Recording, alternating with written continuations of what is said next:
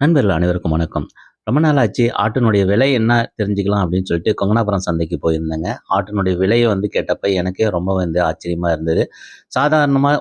900 ரூ. 1000க்கு விக்கிற அ சா 1 மாத குட்டி பார்த்தீங்கன்னா, இப்போ ரூ. 2800லேருந்து ரூ. 3500 வரைக்குமே சேல் ஆயிட்டு இருந்ததுங்க.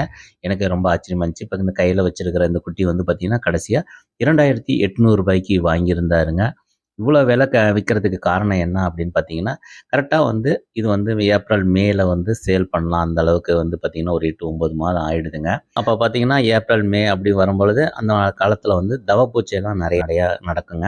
அதனால அப்ப நல்ல ரேட்டு கிடைக்கும். அதனால இப்ப ரேட் குட்டியினுடைய விலை அதிகமா இருக்கு. இதே தை மாசம் அந்த டைம்ல நாம போனோம்னா பார்த்தீங்கன்னா, ரேட் பார்த்தீங்கன்னா 900, 1000 அந்த ரேஞ்சில தான் கிடா குட்டிகளே விக்கும். இந்த ஆடு விலையெல்லாம் பார்த்தீங்கன்னா, ரூ. 5500 சொன்னாங்க. ஆனா ரேட் எல்லாமே குறைக்கவே இல்லைங்க. எந்த விலை சொல்றாங்களோ அந்த விலையிலேயே தான். ஒரு 100, 50 தான் குறைச்சாங்களே ஒழிய, ரேட் குறையல. ஆட்டுக்குட்டியினுடைய விலை ரொம்ப அதிகமா இருக்கிறதுனால, வளர்த்து விக்கிறவங்களும் ரேட் அதிகமா தான் சொல்லிட்டு இருக்காங்க.